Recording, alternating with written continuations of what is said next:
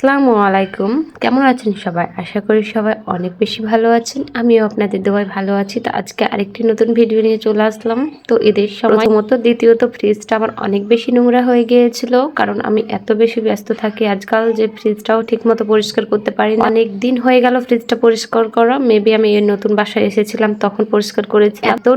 এত নোংরা হয়েছে যেটা আপনারা হয়তো দেখেই বুঝতে পারছেন যে কতটা ময়লা জমেছে। নরমালটা কয়েকদিন পর পরই পরিষ্কার করা হয়, কিন্তু ডিপ ফ্রিজটা একেবারেই পরিষ্কার করা হয় না। আজকে ভাবলাম যে সামনে ঈদ যেহেতু, আর আজকে আমার কাছে একটু সময়ও ছিল, তো আজকে সেগুলো পরিষ্কার করে ফেলি। পরিষ্কার করতে গিয়ে তো আমি অবাক যে এত ময়লা কি করে জমা হলো আমার ফ্রিজে। তো আমি প্রথমে ডিম গুলো সব একটা ঝাঁকায় নামিয়ে নিচ্ছিলাম, কারণ সবকিছুই আজকে পরিষ্কার করব। যতগুলো ড্রয়ার ছিল, তারপরে যতগুলো থাকছিল সবকিছুই আমি পরিষ্কার করে নিব। তো সবকিছু আগে সুন্দরভাবে আমি খালি করে নিচ্ছিলাম। ডিপ ফ্রিজটা আগেই খালি করে নিয়েছি। মাছ মাংস থেকে যাবতীয়, আসলে পৃথিবীর মনে এমন কোনো কিছু নেই যে আমার ফ্রিজে নেই। আবু ঝাবু সবকিছু আমি ঢুকে ফ্রিজটাকে ভর্তি করে রেখে দিয়েছি। লাপিবের বাবা দেখলেই তো আমাকে বকা দেয় যে তোমার ফ্রিজে এসব কি। মানে যা কিছু পাই আমি ডিপে না হয় নর্মালে ঢুকিয়ে রেখে দিই। এটা হচ্ছে আমার একটা ব্যাড হ্যাবিট। এর জন্য ফ্রিজের অনেক সমস্যা হয় সময় সময়।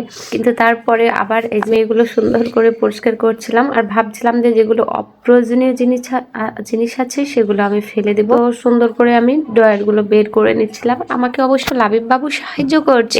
সবজি দেখুন কিভাবে এমন ভাবে রেখেছি সব একসাথে। আসলে এইভাবে থাকলে সবজিগুলো নষ্ট হয়ে যাওয়ার সম্ভাবনা থাকে, কিন্তু আসলে সময় পায় না। যখন যেটা নিয়ে আসে একেবারে ফ্রিজে ঢুকিয়ে রেখে দিই। এই ভুল কাজটা আসলে একেবারেই কেউ করবেন না আমার মতো। তারপরে আমি সব থাকগুলো সব ড্রয়ার গুলো আমি সুন্দরভাবে পরিষ্কার করে ফেলি। তারপরে ফ্রিজ পরিষ্কার করার কাজে এসে পড়ি। ফ্রিজের কাছে চলে এসে আমি প্রথমে ব্রাশ দিয়ে ফ্রিজের সাইড গুলো, যে রাবার গুলোতে ময়লা লেগেছিল সেগুলো পরিষ্কার করে নিই, কারণ সেগুলো ভিজা ন্যাকড়া ট্যাকড়া দিয়ে পরিষ্কার করলে সে ময়লাগুলো ওর জন্য আমি ব্রাশ দিয়ে পরিষ্কার করে নিই। তারপরে এখানে বরফগুলো প্রায় গলে এসেছিল, তো সেগুলো হাত দিয়ে একটু ঝেড়ে বরফগুলোকে ঝরিয়ে নিই।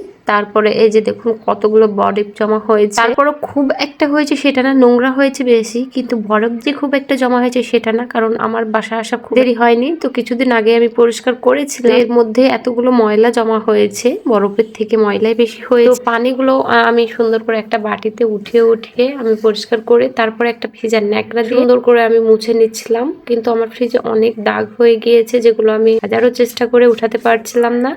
তো তারপরও সুন্দরভাবে আমি ক্লিন করে নিই। তারপরে এই প্যাকেটগুলোও পাড়া থাকে ফ্রিজের মধ্যে, যাতে মাছ মাংস আমার নিচে না লেগে যায়। সেগুলো সুন্দর করে ক্লিন করে শুকিয়ে আমি পেরে দিই নিচে, যাতে মাছ মাংসটা সুন্দরভাবে ওর উপর রাখতে পারি আমি। তো সেগুলো পাড়া হয়ে গেলে তারপরে আমি মাছ মাংস একে একে গোছাতে থাকি।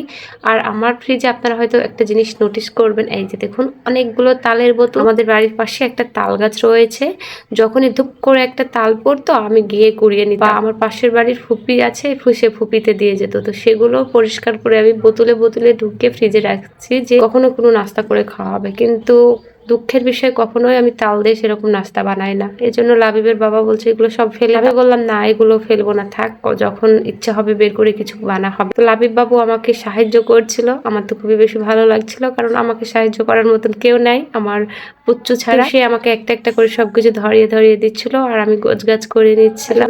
একা একাই কাজ করলে সবকিছুই ক্লান্ত মনে হয় বা সময় লাগে, কিন্তু পাশে কেউ থাকলে কত বেশি ভালো লাগে। বাসায় থাকলে লাবিবের বাবাই বেশিরভাগ পরিষ্কার করতো ফ্রিজ। তো এখানে এসে যেহেতু লাবিবের বাবা একাই হয়ে যাচ্ছে, সেহেতু আমি ভাবলাম আমি করি। আমি আর আজকে লাবিবের বাবাকে আমরা একটু বিশ্রাম নিতে দিই। তারপরে আমার সবকিছু ফাইনাল। লাবিব বাবু অবশ্য আমাকে পরে একটু ভিডিও করে দিয়েছে, কারণ আমার যে ক্যামেরা কেউ ধরবে এরকমও কেউ নেই। আমি নিজের হাতে ক্যামেরা ধরি, নিজের হাতে ভিডিও করি, নিজের হাতে এডিট করি, একা একাই করি।